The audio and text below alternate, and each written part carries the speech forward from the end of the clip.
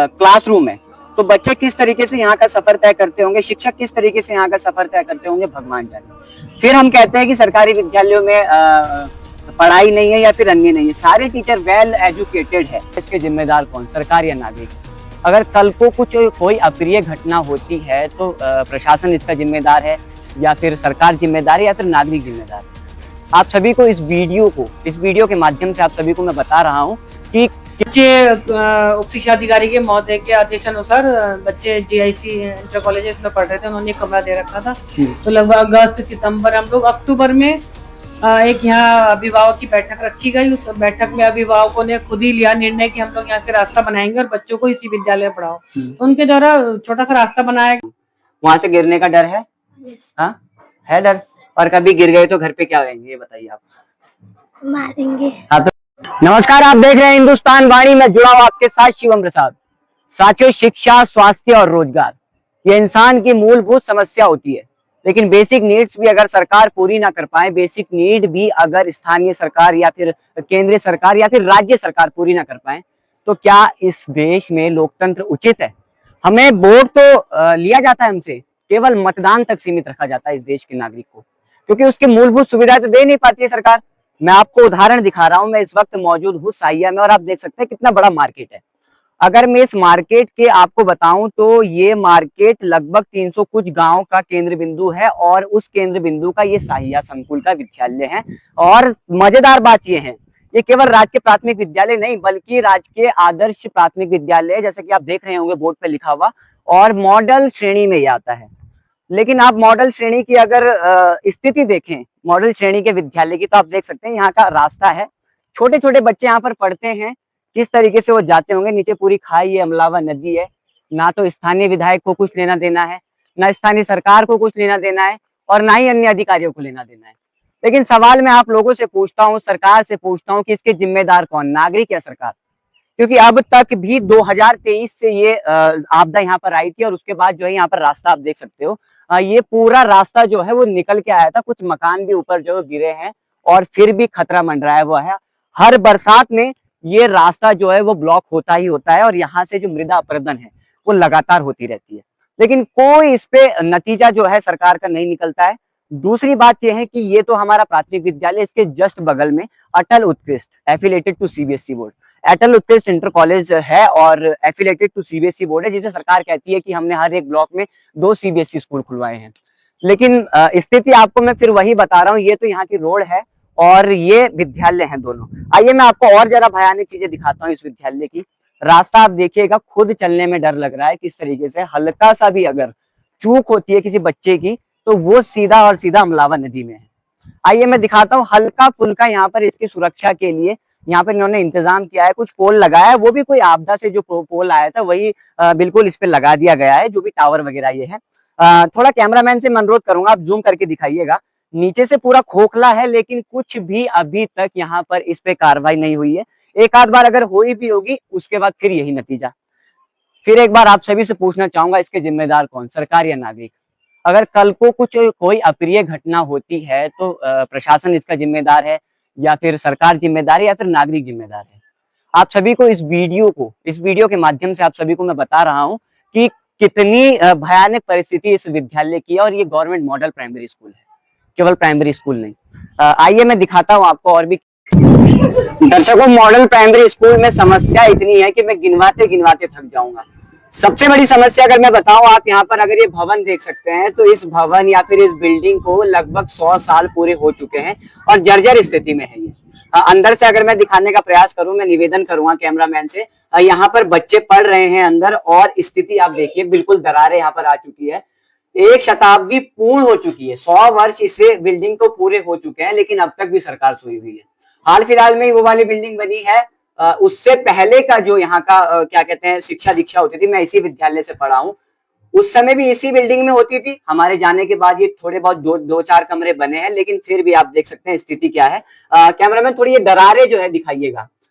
इस तरीके से भयानक स्थिति में यहाँ पर बच्चे पढ़ रहे हैं ना, कि आप अगर एक बार दौरा करने आए तो आप डर जाएंगे। ऊपर से दिखाइएगा, पूरा दरारें यहाँ पर पड़ चुकी है और कभी भी ये जो भवन है वो बच्चों के ऊपर गिर सकता है और कोई बड़ी घटना हो सकती है। लेकिन इस पे कोई प्रतिक्रिया सरकार की नहीं है, कोई प्रतिक्रिया स्थानीय सरकार की नहीं है, केंद्र सरकार की नहीं है और कोई जनप्रतिनिधि की नहीं है। हमने दिखाया इस विद्यालय की क्या क्या समस्या है, बच्चों से हम पूछने का प्रयास करेंगे। हेलो बेटा, कैसे हैं आप?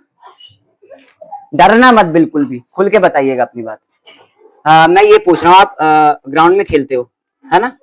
गिरते हो कभी ग्राउंड में? No sir. जो ग्राउंड में खाई लगी हुई है, खाई है एक सामने, ठीक है, टूटा हुआ है ग्राउंड, वहां से गिरने का डर है? यस। हाँ, है डर। और कभी गिर गए तो घर पे क्या करेंगे, ये बताइए आप। मारेंगे। हाँ, तो फिर दर्शकों, हमने इनसे पूछा सीधा सीधा कि जो प्ले ग्राउंड है उससे अगर आप कभी गिर जाते हैं, चोट आपके लग जाती है तो घर पे क्या कहेंगे? तो सीधी सी बात है, अभिभावक लोग क्या कहते हैं, इन्हें डांटेंगे, बोलेंगे क्या कर रहे थे, लेकिन इनकी क्या गलती है मासूमों की? इनका काम तो है ही खेलना। लेकिन इस तरीके से यहाँ इस विद्यालय की स्थिति बनी हुई है ना कि आप चौंक जाएंगे सर। किसी के पास नहीं है समय इस रिपोर्ट को दिखाने के लिए, लेकिन हम दिखा रहे हैं ग्राउंड जीरो रिपोर्ट के माध्यम से, आप सभी को बता रहे हैं कि क्या है कैसा। और इस वीडियो को, इसकी प्रतिलिपि बनाकर और इसकी एक रिपोर्ट बनाकर हम डीएम कार्यालय में भी पहुंचेंगे और आरटीआई भी लगाएंगे संबंधित विभाग में। ग्राउंड जीरो रिपोर्ट के माध्यम से आज के लिए इतना ही। कैमरामैन देवीलाल के साथ मैं जुड़ा हूं शिवम प्रसाद। देखते रहिए हिंदुस्तान वाणी। हमारे साथ जुड़ी है और हम इनसे ये पूछने का प्रयास करेंगे कि जो ये ग्राउंड की स्थिति है उस पे क्या कोई सरकार की प्रतिक्रिया आई है। और आए दिन, क्योंकि निश्चित रूप से आए दिन कुछ ना कुछ ऐसी घटनाएं होती रहेगी। प्ले ग्राउंड है बच्चों का, बच्चे वहां पर खेलते हैं और खतरा जो है वो लगभग सिर पे मंडराता रहता है। मैम, सबसे पहले आपका परिचय लेना चाहेंगे? मेरा नाम रजनी है। मैं राजकीय आदर्श प्राथमिक विद्यालय में प्रधानाध्यापक के पद पे हूँ और मैं लगभग यहाँ 2023 अगस्त 2023 में आई थी। तो उस समय इसकी कंडीशन ऐसी थी, उस समय गिराई था ये। तो बच्चे उप शिक्षा अधिकारी के महोदय के आदेश अनुसार बच्चे जीआईसी इंटर कॉलेज में पढ़ रहे थे, उन्होंने कमरा दे रखा था। तो लगभग अगस्त सितंबर, हम लोग अक्टूबर में एक यहाँ अभिभावक की बैठक रखी गई। उस बैठक में अभिभावकों ने खुद ही लिया निर्णय कि हम लोग यहाँ से रास्ता बनाएंगे और बच्चों को इसी विद्यालय में पढ़ाओ। तो उनके द्वारा छोटा सा रास्ता बनाया गया और ये गाटर जो बिल्कुल ऐसा था, तो गाटर को बच्चों की सुरक्षा हेतु इस तरह रखा गया कि बच्चे उधर ना गिरे। तो तब से विद्यालय तो यहाँ लग रहा है, लेकिन हम लोग पीटीएम होती है हमारी, विद्यालय प्रबंध समिति की बैठक भी होती है, उसमें भी हमने कई बार प्रस्ताव दिए हैं विभाग को, बीओ सर की जानकारी, बीओ सर को पूरी जानकारी है इस बारे में ना। कई बार हमने कहा है, लेकिन फिर भी बच्चों की सुरक्षा तो खतरे में है। हम लोग अधिकतर खड़े भी रहते हैं उधर ना, इंटरवल में बच्चे खेलते हैं, दीवार पे चढ़ते हैं तो उनको मना भी करते हैं वहां से। अच्छा, चलिए, प्लेग्राउंड की तो जैसा भी किया है, कोई टूटा फूटा पोल लगा दिया है, टावर लगा दिया है, कुछ ना कुछ सुरक्षा का इंतजाम किया है, लेकिन जो विद्यालय का मुख्य द्वार है उसकी जो रास्ते की जो स्थिति है वो बहुत ही ज्यादा दयनीय है। वहां पर असली खतरा है। क्या लगता है कि ऐसी घटनाएं हो सकती है वहां पर? बिल्कुल हो सकती है सर, घटनाएं। बारिश अगर और आती है तो रास्ता बिल्कुल नीचे जाने की संभावना है, बिल्कुल नीचे जा ही रहा है वो रास्ता। अच्छा, आपके द्वारा या फिर अभिभावक संघ के द्वारा कोई ऐसा प्रस्ताव दिया हो? प्रस्ताव दिया हुआ सर, हमने 2 से 3 बार दे रखा है, नीचे उप शिक्षा अधिकारी कार्यालय में दिया हुआ है। तो कोई आश्वासन नहीं था, कोई प्रतिक्रिया नहीं दिया जाता है सर की तरफ से। एक्चुअली इसमें जो है अधिक खर्चा आने की संभावना है, तो शिक्षा विभाग के द्वारा शायद ये नहीं हो पाएगा, तो दूसरे किसी विभाग के द्वारा होगा जिन्होंने पहले नीचे भी बनाई थी। अच्छा मैम, एक और मैं कैमरामैन से अनुरोध करूंगा और मैम आपसे भी अनुरोध करूंगा, थोड़े से आप बाहर आइएगा। यहाँ पर बच्चों ने भी हमें बताया और लगभग जितने भी यहाँ के स्थानीय नागरिक थे उन्होंने बताया। आप यहाँ की स्थिति देख सकते हैं, नई बिल्डिंग का निर्माण जो है हाल फिलहाल में ही हुआ है, मुश्किल से 2-4 साल ही हुए होंगे इस बिल्डिंग को बने हुए। इस बिल्डिंग का जब निर्माण हुआ तो कोई भी सुरक्षा दीवार का कोई भी यहाँ पर ऐसा निर्माण नहीं किया गया है जिससे कि बच्चों की सुरक्षा हो सके। आप देख सकते हैं यहाँ से अगर हल्का सा भी कुछ बच्चों के द्वारा उनका पैर लड़खड़ाता है या फिर खेलने के दौरान कुछ ऐसी प्रतिक्रिया होती है तो आप नीचे देख सकते हैं किस तरीके से हम कह सकते हैं बहुत बड़ा डिस्टेंस है और बच्चों के चोटिल होने की जो है वो संभावनाएं हैं। मैं ये पूछना चाहता हूँ, सरकार से भी सीधा सीधा पूछना चाहूंगा और स्थानीय सरकार जो है वो चाहे क्षेत्रीय विधायक हो या फिर अन्य कोई प्रतिनिधि हो, उनसे भी ये पूछना चाहता हूँ कि जब अभी जैसे मैम ने बताया कि जब भी प्रस्ताव दिए जाते हैं तो बजट की कमी आती है। क्या जो भविष्य है, जो देश की शिक्षा है, उसके लिए भी बजट की कमी है? अगर इस देश में मूलभूत सुविधाएं जो होती है, बेसिक नीड्स जो होती है, वो भी पूरी सरकार न कर पाए तो मैं कहता हूँ कि लोकतंत्र की तो आवश्यकता ही नहीं थी। इस रिपोर्ट के माध्यम से हमने आप सभी को दिखाया कि किस तरीके से विद्यालय की स्थिति है। एक और मैं कैमरामैन से अनुरोध करूंगा, विद्यालय में जो है बहुत समस्याएं हैं। मैं ये पूछना चाहता हूँ, केवल नाम के मॉडल स्कूल बनाने से, मॉडल प्राइमरी स्कूल बनाने से क्या इसका कुछ काम हो सकता है? कैमरामैन से मैं निवेदन करूंगा, थोड़ा सा आप जूम करके दिखाइएगा यहाँ की जो जल की जो निकल रहा है, अवशिष्ट जल कह सकते हैं हम इसको, या फिर एक तरीके से कह सकते हैं जो बचा कुछा जल जो है वो जो कह सकते हैं बाथरूम वगैरह से आ रहा है, उसकी स्थिति आप देखिए। और बाहर ही यहाँ पर जो है वो क्लासरूम है, तो बच्चे किस तरीके से यहाँ का सफर तय करते होंगे, शिक्षक किस तरीके से यहाँ का सफर तय करते होंगे, भगवान जाने। फिर हम कहते हैं कि सरकारी विद्यालयों में पढ़ाई नहीं है या फिर अन्य नहीं है, सारे टीचर वेल एजुकेटेड है, वेल क्वालिफाइड है, लेकिन फिर भी अगर यहाँ इस तरीके की समस्याएं आती है तो शिक्षा तो बाद में है सर। सबसे पहले तो आप यहाँ की वो तो देखिए, असुविधाएं तो देखिए। तो ये मेरा आज का पर्पस था। और दूसरा, बिल्डिंग की स्थिति देख सकते हैं, बिल्कुल जर्जर अवस्था में बिल्डिंग है। ना जाने अधिकारी लोगों का यहाँ पर, क्योंकि केंद्र बिंदु है, सैया संकुल है, अधिकारी लोगों का जब यहाँ पे दौरा पड़ता होगा, निरीक्षण पड़ता होगा, क्या तब उन्हें वो नजर नहीं आता है?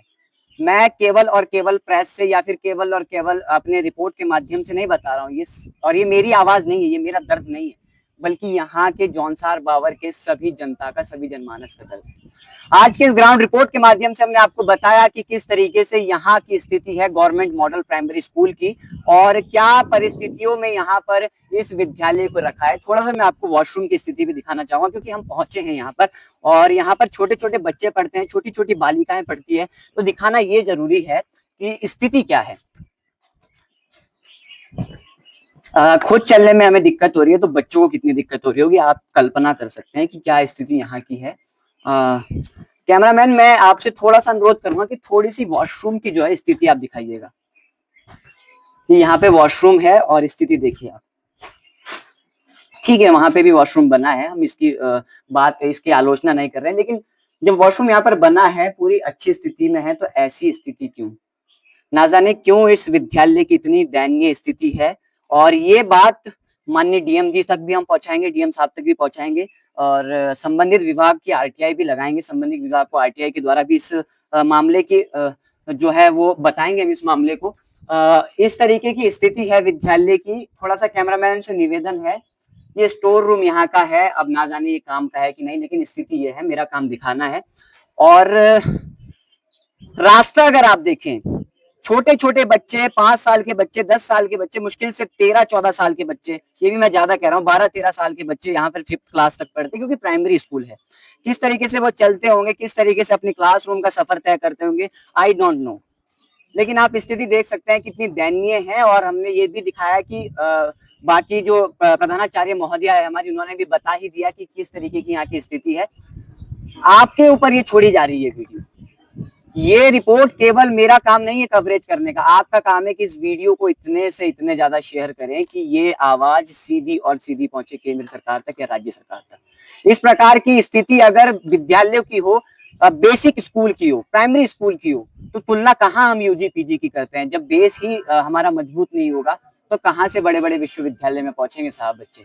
ग्राउंड जीरो रिपोर्ट के माध्यम से आज के लिए इतना ही। इसी प्रकार की दमदार खबरें, इसी प्रकार की ग्राउंड लेवल की खबरों को जानने के लिए, खबरों से जुड़ने के लिए जुड़े रहिए हमारे साथ। मैं जुड़ा हूं आपके साथ शिवम प्रसाद, कैमरामैन देवीलाल के साथ, ग्राउंड जीरो रिपोर्ट।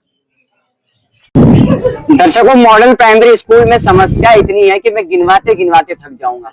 सबसे बड़ी समस्या अगर मैं बताऊं, आप यहाँ पर अगर ये भवन देख सकते हैं, तो इस भवन या फिर इस बिल्डिंग को लगभग 100 साल पूरे हो चुके हैं और जर्जर स्थिति में है ये। अंदर से अगर मैं दिखाने का प्रयास करूं, मैं निवेदन करूंगा कैमरामैन से, यहाँ पर बच्चे पढ़ रहे हैं अंदर, और स्थिति आप देखिए, बिल्कुल दरारें यहाँ पर आ चुकी है। 1 शताब्दी पूर्ण हो चुकी है, 100 वर्ष इसे बिल्डिंग को पूरे हो चुके हैं, लेकिन अब तक भी सरकार सोई हुई है। हाल फिलहाल में ही वो वाली बिल्डिंग बनी है, उससे पहले का जो यहाँ का क्या कहते हैं शिक्षा दीक्षा होती थी, मैं इसी विद्यालय से पढ़ा हूँ, उस समय भी इसी बिल्डिंग में होती थी। हमारे जाने के बाद ये थोड़े बहुत 2-4 कमरे बने हैं, लेकिन फिर भी आप देख सकते हैं स्थिति क्या है। कैमरामैन थोड़ी ये दरारें जो है दिखाइएगा। इस तरीके से भयानक स्थिति में यहाँ पर बच्चे पढ़ रहे हैं ना, कि आप अगर एक बार दौरा करने आए तो आप डर जाएंगे। ऊपर से दिखाइएगा पूरा दरारें यहाँ पर पड़ चुकी है और कभी भी ये जो भवन है वो बच्चों के ऊपर गिर सकता है और कोई बड़ी घटना हो सकती है। लेकिन इस पे कोई प्रतिक्रिया सरकार की नहीं है, कोई प्रतिक्रिया स्थानीय सरकार की नहीं है, केंद्र सरकार की नहीं है और कोई जनप्रतिनिधि की नहीं है। हमने दिखाया इस विद्यालय की क्या क्या समस्या है, बच्चों से हम पूछने का प्रयास करेंगे। हेलो बेटा, कैसे हैं आप? डरना मत, बिल्कुल भी खुल के बताइएगा अपनी बात। मैं ये पूछ रहा हूँ, आप ग्राउंड में खेलते हो है ना? गिरते हो कभी ग्राउंड में? No sir. जो ग्राउंड में खाई लगी हुई है, खाई है एक सामने, ठीक है, टूटा हुआ है ग्राउंड, वहां से गिरने का डर है? हाँ, है डर। और कभी गिर गए तो घर पे क्या कहेंगे ये बताइए आप? मारेंगे। हाँ, तो फिर दर्शकों, हमने इनसे पूछा सीधा सीधा कि जो प्ले ग्राउंड है उससे अगर आप कभी गिर जाते हैं, चोट आपके लग जाती है तो घर पे क्या कहेंगे? तो सीधी सी बात है, अभिभावक लोग क्या कहते हैं, इन्हें डांटेंगे, बोलेंगे क्या कर रहे थे, लेकिन इनकी क्या गलती है मासूमों की? इनका काम तो है ही खेलना। लेकिन इस तरीके से यहाँ इस विद्यालय की स्थिति बनी हुई है ना कि आप चौंक जाएंगे सर। किसी के पास नहीं है समय इस रिपोर्ट को दिखाने के लिए, लेकिन हम दिखा रहे हैं ग्राउंड जीरो रिपोर्ट के माध्यम से, आप सभी को बता रहे हैं कि क्या है कैसा। और इस वीडियो को, इसकी प्रतिलिपि बनाकर और इसकी एक रिपोर्ट